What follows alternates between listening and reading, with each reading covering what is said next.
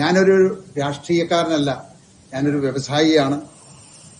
രാഷ്ട്രീയത്തിലേക്ക് വരാനായിട്ടുണ്ടായ സാഹചര്യം തന്നെ ഈ ഇവിടുത്തെ LDFും UDFും മാറി മാറി ഭരിച്ച് ഈ കേരളത്തെ കട്ടുമുടിച്ച് ഇവിടെ ഈ നാട് നശിപ്പിക്കുന്ന കണ്ട് മനം മടുത്തിട്ടാണ് ഇതിനൊരു മാറ്റം വരുത്തണം.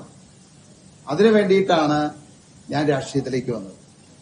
അങ്ങനെയാണ് ഞങ്ങൾ 2020 എന്ന ഒരു പാർട്ടി ഉണ്ടാക്കിയതും കഴിഞ്ഞ 14 വർഷക്കാലമായിട്ട് ഞങ്ങളുടെ പാർട്ടി ഒഫീഷ്യലായിട്ട് രജിസ്റ്റർ ചെയ്തത് 10 വർഷമേ ആയിട്ടുള്ളൂ. പക്ഷെ 14 വർഷമായിട്ട് ഞങ്ങള് കേരളത്തിന്റെ വികസനത്തിന് വേണ്ടിയിട്ട്, ജനങ്ങളുടെ ക്ഷേമത്തിന് വേണ്ടിയിട്ട് ഒട്ടനവധി മാതൃകാപരമായ കാര്യങ്ങൾ ഞങ്ങൾ നടപ്പിലാക്കി. അതിന്റെ ഏറ്റവും വലിയ ഒരു ഉദാഹരണമാണ് ഭക്ഷ്യസുരക്ഷ.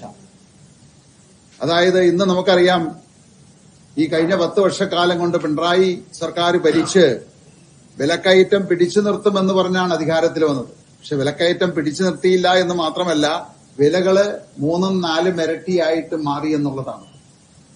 ഇവിടുത്തെ ഒരു സാധാരണക്കാരന്, പാവപ്പെട്ടവന് ജീവിക്കാൻ പറ്റാത്ത, ഒരു നേരം പോലും വയറ് നിറച്ച് ഭക്ഷണം കഴിക്കാൻ പറ്റാത്ത സാഹചര്യത്തിലേക്ക് കാര്യങ്ങൾ നീങ്ങിയിരിക്കുകയാണ്.